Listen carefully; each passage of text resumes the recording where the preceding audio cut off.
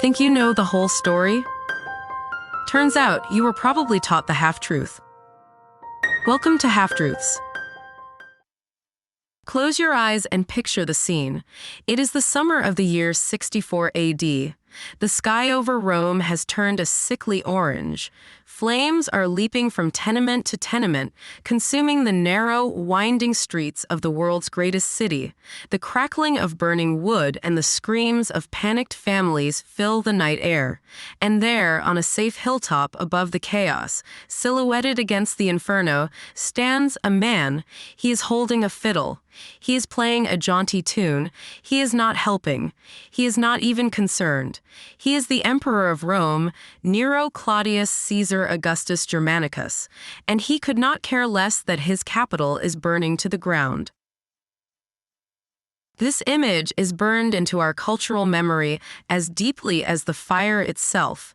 It appears in history textbooks, in novels, in cartoons, in political cartoons, and in everyday conversation. When a leader ignores a crisis to focus on trivial pleasures, we say they are fiddling while Rome burns. It is one of the most enduring metaphors in the English language, a shorthand for monstrous narcissism and criminal negligence that has been weaponized against politicians for over 300 years. The story fits so neatly into what we think we know about Nero. He was the ultimate mad emperor, right? He murdered his own mother. He kicked his pregnant wife to death. He persecuted Christians. He built a massive golden palace while the people starved. He was a monster. Of course, he fiddled while Rome burned. It is the punchline to the joke we have all heard 100 times. But here is where the record scratches. And I promise you, the truth is stranger, more fascinating, and far more politically complicated than the cartoon villain you have in your head. The fiddle did not exist. Let me repeat that. The instrument we call a fiddle, which is just another name for a violin, did not exist in the 1st century AD. The violin family emerged in early 16th century northern Italy, about 1450 years after the Great Fire of Rome. The earliest known pictures of violins, still with only 3 strings, appear in northern Italy around the year 1530. Nero could no more have played a fiddle than he could have sent a text message. The materials, the craftsmanship, the bow technique, the very concept of a 4-stringed instrument played under the chin had not been invented yet. So where does the image come from? How did a historical impossibility become one of the most famous anecdotes ever told? To answer that, we have to go back to the ancient sources, and we have to read them with the skepticism they deserve. Our best account of the Great Fire comes from the Roman historian Tacitus, writing about 50 years after the event. Tacitus is generally considered the gold standard among ancient historians. He was a senator, a former consul, and a careful writer. He had access to official records. So what does he say about Nero and the fire? Tacitus reports that a rumor, and he uses that exact word, rumor, spread through the city that Nero, during the blaze, mounted a private stage and sang about the destruction of Troy. He does not say Nero started the fire. He does not say Nero played an instrument. He says a rumor spread that Nero sang, and he says this in a single sentence. Then he moves on to describe Nero's actual response, which we will get to in a moment. The next source, Suetonius, writing about 20 years after Tacitus, is a very different kind of historian. Suetonius was a palace secretary who had access to imperial archives, but he was also a collector of gossip. His biographies are full of salacious details, the kind of stories that would have made him a tabloid editor in our time. He states as fact that Nero, dressed in a stage performer's costume, sang the fall of Ilium while watching the fire from the Tower of Maecenas. No rumor qualifier. No source attribution. Just a vivid, scandalous image that is impossible to forget. Then comes Dio Cassius, writing about 150 years after the fire, nearly 2 centuries removed from the events. He is the first ancient author to specifically mention an instrument. He says Nero climbed onto the roof, took up a kithara, which was an ancient Greek stringed instrument similar to a lyre, and sang the capture of Troy. So the trajectory is unmistakable. Each retelling adds new color. The rumor becomes a statement of fact. The song becomes a full theatrical performance. The performance acquires a specific instrument, and the instrument changes over time as the story passes through different cultures and languages. When the story entered English, the kithara was replaced with a harp. Our earliest English reference appears in 1548 in a Latin-English dictionary, where the entry states that Nero played a harp during the conflagration.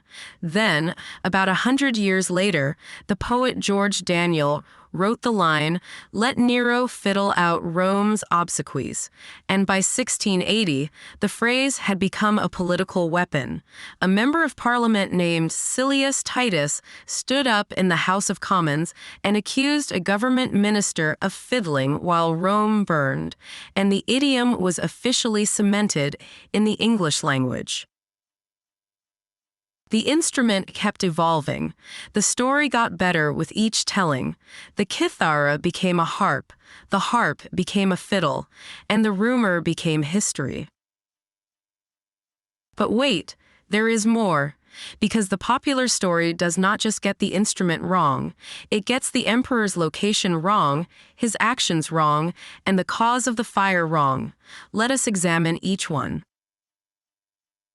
First, the fire itself. We do not know exactly how it started. The most likely scenario is that it was an accident. Rome in the 1st century was a densely packed city of perhaps 1 million people, crammed into wooden insulae, apartment blocks with open flames for cooking, heating, and industry. Fires were routine. What made this one different was the wind. A strong summer wind fanned the flames from a shop near the Circus Maximus, possibly a pottery workshop or a bakery, and within hours the entire district was ablaze. The fire burned for 6 days before it was finally contained. When it was over, 10 of Rome's 14 districts had been damaged or destroyed. 3 districts were completely leveled. Thousands of people were dead, and tens of thousands were homeless. Now, where was Nero when this started? He was not in Rome. He was in Antium, his birthplace, a coastal resort town about 35 miles south of the city. He was not at a wild party. He was not on a rooftop with a musical instrument. He was not even in the same postal code. When word reached him, he did not shrug and go back to his leisure. He mounted his horse and rode back to Rome as fast as he could. And here is where the official story diverges from the popular caricature. Nero took personal command of the disaster response. This was not a theoretical gesture. He opened his own palaces on the Palatine Hill and the gardens of Maecenas to the homeless. He set up temporary shelters on the Campus Martius, the great public field where Romans exercised and held elections. He arranged for emergency grain supplies to be shipped in from the port of Ostia and distributed food to the displaced population at reduced prices or even for free. He personally organized teams of workers to clear debris from the streets, and he paid for the entire operation out of his own pocket. He compensated families who had lost everything, and he offered rewards to anyone who could help locate missing persons. Tacitus, the same historian who reported the rumor about Nero's singing, wrote that these measures were popular with the common people. But he adds, they did not help Nero's reputation because the rumor had already done its damage. Then came the rebuilding. Nero used the disaster as an opportunity to redesign Rome from the ground up. The old city had been a maze of narrow, crooked streets, with wooden tenements stacked dangerously high, no fire breaks, and no planning. Nero's new building codes were revolutionary. They required wider, straight streets laid out on a grid pattern. They mandated fire-resistant stone, specifically a type of volcanic tuff and brick, for all new construction. They banned shared walls between buildings, so that one burning structure could not set its neighbor on fire. They limited the height of apartment blocks to about 70 feet to prevent future infernos. They required that each building have its own courtyard, which could serve as a fire break. And they created open public spaces throughout the city so that people would have safe gathering points in an emergency. He also established a permanent fire brigade, the Vigils, who patrolled the city at night, watching for blazes, and carried buckets, pumps, and hooks for pulling down burning structures. We know from inscriptions found by archaeologists that these reforms were actually enforced, and that the new stone tenements survived for centuries in some cases. There is a poignant detail in the archaeological record. Excavations of first-century Roman apartment blocks and warehouses show a clear layer of burnt debris dating to exactly 64 AD, and directly above it, a new layer of well-planned stone construction. You can literally see the fire break in the dirt. Above that layer, the structures change, the streets get wider, the materials get better, the planning improves. Nero's building codes, whatever you think of the man himself, actually worked. Rome did not burn again on that scale for centuries.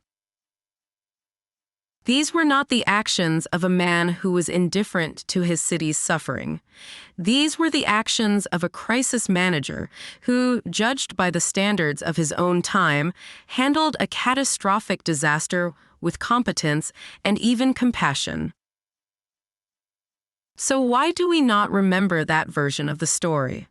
Why does every school child learn about the fiddling emperor and nothing about the grain distributions and the building codes? Part of the answer lies in politics. Nero was wildly unpopular with the Roman Senate. The senators were the hereditary elite who had lost real power under the imperial system. They resented Nero's populism, his attempts to appeal to the common people through public games, tax cuts, and grain subsidies. They especially resented his passion for the performing arts. Nero sang on stage, he competed in chariot races, he wrote poetry. For the Roman aristocracy, this was beneath the dignity of an emperor. They saw him as a clown. After the fire, when Nero announced his plan to build a magnificent new palace complex called the Domus Aurea, the Golden House, on a portion of the burned land, his enemies had the weapon they needed. The narrative wrote itself. Nero burned the city to clear space for his vanity project. He watched the fire with glee. He sang about it. He profited from the destruction. Never mind that Tacitus himself, our best source, says it is unclear whether the fire was accidental or deliberate, and that the most plausible explanation is that it started by accident. The story was too useful to let facts get in the way. Part of the answer also lies in Nero's persecution of the Christians. According to Tacitus, Nero needed a scapegoat after the fire to deflect suspicion from himself. The Christians were a small, misunderstood sect that most Romans distrusted. They refused to worship the Roman gods. They met in secret. They were rumored to practice cannibalism and incest, rumor being a generous word for the propaganda that circulated about them. Nero rounded them up and executed them in the most horrific ways imaginable. Some were crucified. Others were covered in animal skins and torn apart by dogs. Still others were set on fire to light Nero's gardens at night. This was the first major state persecution of Christians in Roman history, and the Christian Church never forgot it. As Christianity spread and eventually became the official religion of the Roman Empire, the Christian historians who wrote the history books had absolutely no reason to speak well of the emperor who had fed their martyrs to the lions. In Christian tradition, Nero was not just a bad emperor. He was the Antichrist, the beast, the embodiment of evil. The Christian scholars, who copied and preserved the works of Tacitus, Suetonius, and Dio Cassius in medieval monasteries, did not add material, as far as we can tell, but they selected what to copy, and they influenced how the story was interpreted. The rumor reported by Tacitus became the definitive truth. The gossip repeated by Suetonius became the canonical account. The anachronistic fiddle, added by English translators, became the immortal image. And then there was the Domus Aurea itself. The Golden House was Nero's greatest architectural achievement and his greatest political mistake. It covered perhaps 300 acres of prime real estate in the center of Rome. It featured a lake, vineyards, pastures, and a colossal golden statue of Nero himself, the Colossus. The main palace wing was covered in gold leaf, mother of pearl, and precious stones. The ceilings were vaulted and rotated to simulate the movement of the stars. Pliny the Elder described it as a prison for art because Nero had looted masterpieces from across the Greek world to fill it. To the common Roman, the Golden House looked like proof that Nero had profited from the disaster. While thousands of people were homeless, the emperor was building himself a pleasure palace on the land where their apartments used to stand. The optics were catastrophic.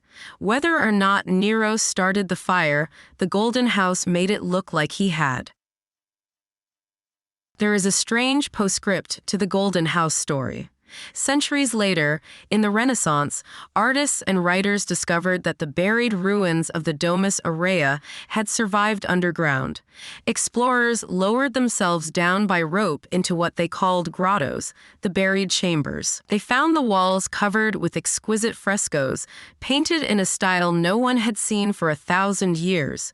The artists Raphael, Michelangelo, and Pinturicchio all crawled through those underground chambers. The style they discovered, which they called grotesque because it came from the grottos, influenced Renaissance painting across Italy. So, in a weird way, Nero's vanity project shaped the art of Michelangelo, one of the great ironies of cultural history. The irony of the Golden House is that it did not survive Nero either. After his death, the subsequent emperors, Vespasian and Titus, made a deliberate political statement. They drained Nero's artificial lake and built the Flavian amphitheater on top of it. You know it as the Colosseum. Where Nero had a private pleasure lake, the people of Rome got a public arena. The message could not have been clearer. The new dynasty was for the people. Nero was erased. Within 4 years of the fire, Nero was dead. The Senate declared him a public enemy. He fled Rome with a few loyal servants, and when the guards arrived to arrest him, he stabbed himself in the throat with the help of his secretary. His final words were reportedly, "What an artist dies in me." The Senate imposed damnatio memoriae on his memory. His statues were torn down. His name was chiseled off monuments. His birthday was declared a day of national mourning, and the historical record was scrubbed clean of anything that might be interpreted as praise. That damnation worked so well that 2,000 years later, we still repeat the propaganda as fact. We still see the cartoon emperor with his cartoon fiddle, and we still use his name as a punchline. The real man, the complicated 26-year-old who rushed back from the coast, opened his homes, distributed food, and rewrote the building codes, is invisible to us. Now, to be clear, this episode is not an apology for Nero. He was a flawed and often cruel ruler. He murdered his mother. He executed his wife. He persecuted a religious minority to deflect blame from himself. The Golden House was an obscene display of wealth while people were suffering. There is plenty to condemn. But the half-truth about the fiddle is not just a semantic error about musical instruments. It is a perfect illustration of how history becomes legend. A rumor becomes a story becomes a metaphor becomes a cliché, and the cliché replaces the real event entirely. The next time you hear the phrase fiddling while Rome burns, you will know the layers of distortion behind it. You will know about the rumor that Tacitus reported with caution and Suetonius repeated without. You will know about the kithara that became a harp and the harp that became a fiddle. You will know about the relief effort, the building codes, the political propaganda, and the Christian martyrs who sealed Nero's reputation for all time. The truth is more interesting than the myth. The truth is that Nero rushed back from Antium, opened his palaces, distributed food, rebuilt the city with fire-resistant codes that were centuries ahead of their time, and then built himself a golden palace that made it all look like a land grab. The truth is that a bad emperor can still handle a crisis well, and that doing the right thing in a disaster does not make you a good person overall. The truth is that history is written by the survivors with the sharpest pens, and the senators who hated Nero, the Christians who suffered under him, and the English politicians who repurposed his story as a metaphor all had their own agendas. Nero did not fiddle while Rome burned, but the architects of his Damnatio Memoriae have been playing that tune for almost 2,000 years. It is time we stopped dancing to it. Now you know the real story. What other half-truths are still out there? If you enjoyed this episode, please subscribe, leave a comment, and join us next time. Until then, stay curious.